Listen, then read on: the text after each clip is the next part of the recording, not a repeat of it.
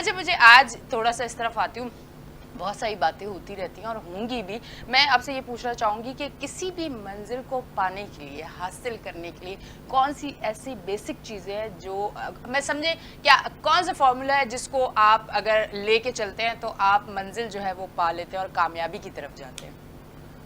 बिस्मिल्लाहिर्रहमानिर्रहीम। आपने हमें इनवाइट किया, बहुत शुक्रिया आपका।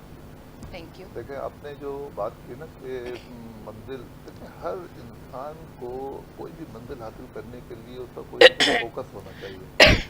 फोकस ये होना चाहिए कि देखें को आपने कोई टारगेट होता है इंसान का कि मुझे दुनिया में जब मैं आया हूँ तो मुझे अपनी कौन सी मंजिल हासिल करनी है। सबसे पहले तो अल्लाह को आपने राज़ी करना है अपने अमल से, अपने अपने कौल और फैल से अल्लाह को आपने राज़ी करना है। अल्लाह से मदद मांगनी है। जब अल्लाह से मदद मांगने के बाद अब आप कोई भी नियत करते हैं कि मुझे कोई चीज़ हासिल करनी है, सपोज़ आपने कोई प्रॉपर्टी बनानी है, तो आपकी सबसे पहले तो नियत होनी चाहिए कि भाई आपने ये काम करना है, ये मेरा टारगेट है, ये मेरा फोकस है, उसको अचीव करना है। तो उसके लिए फिर आप जो है वो एक तो हिम्मत उसकी ज़रूरत है कि हिम्मत के साथ काम करें। तीसरी चीज़ ये है कि जैसे आपके बहुत से कारोबारी लोग ऐसे होते हैं कि उनके पास पैसे होते हैं, मुख्तलिफ उन्होंने काम किए होते हैं या मुख्तलिफ ज़राए से उनके पास पैसे आ रहे होते हैं, मगर उनका कोई टारगेट नहीं होता कि कहाँ पर उनको वो पैसे फिक्स करने हैं, इन्वेस्ट करने हैं। तो लोग फिर जब फोकस नहीं होता तो वो पैसे उनसे लेते नहीं हैं, फिर वो डिले हो जाते हैं, फिर लोग मजबूरियाँ बताते हैं। जैसे एक महीने पैसे लेने थे, नहीं लिए, अगले महीने डबल हो गए, वो फिर नहीं मिल सकते क्योंकि उनकी फिर मजबूरी बढ़ जाती है। तो लोगों के आगे जब टारगेट होता है तो फिर वो उससे पैसे भी लेते हैं, उनको पाबंद करते हैं, देखो मुझे आगे पैसे इन्वेस्ट करने, मैंने पैसे दिए हुए हैं, मेरी डील कैंसिल हो जाएगी, तो वो भी पैसे लेते हैं। तो उनको मैंने इसको कहते हैं मैनेजमेंट। तो वो फिर मैनेज करते हैं अपने पैसों को कि मेरे 4 जगह से पैसे आ रहे हैं। लेट सपोज के आपने कोई भी 5 करोड़ की कोई चीज़ खरीद ली, 1 करोड़ आपके पास है, आपने कोई प्रॉपर्टी खरीदनी है, तो आप ऑनर के पास जाए, जाके देखें, उससे जाके बंगला बुक कर ले 5 करोड़ रुपये का, उसको 1 करोड़ रुपये दे दें, बाकी 4 करोड़ की आपको जैसे पेमेंट करनी है।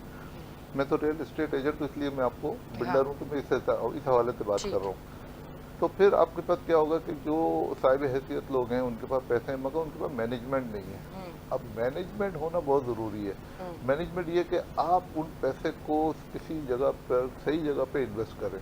आपने इन्वेस्ट कर दिए, आपने एग्रीमेंट कर लिया, आपको पता चल गया कि मुझे अब हर महीने इनको इतने पैसे देने हैं, तो फिर आप क्या करेंगे कि जहाँ जहाँ से आपको पैसों की रिकवरी करनी है उनको बताएंगे कि देखो भाई मुझे आगे इन्वेस्ट करने, मेरे को टाइम पे पेमेंट करनी है, आप मुझे दें। जब उसके ऊपर भी प्रेशर होगा ना, तो आप फर्क करें कि आपको 50 लाख की पेमेंट कहीं से आनी है, तो आप कम से कम 25 लाख की पेमेंट ले लेंगे।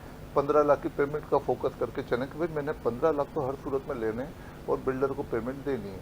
और 2 या 2.5 साल का जो भी प्रोजेक्ट होता है आपने उनको पेमेंट देनी है। तो उसमें ये होता है कि आपके पास एक टारगेट है कि मैंने ये पैसे इधर इन्वेस्ट करने हैं। तो आप जहाँ जहाँ पे आपने पैसे, जहाँ से पैसे आपको रिकवर करने हैं, उनसे आप पैसे भी ले लेंगे, आगे आपका टारगेट है उसको पैसे भी चले जाएंगे, आपका सिस्टम बन जाएगा, ठीक है। आपकी मैनेजमेंट सही हो जाएगी।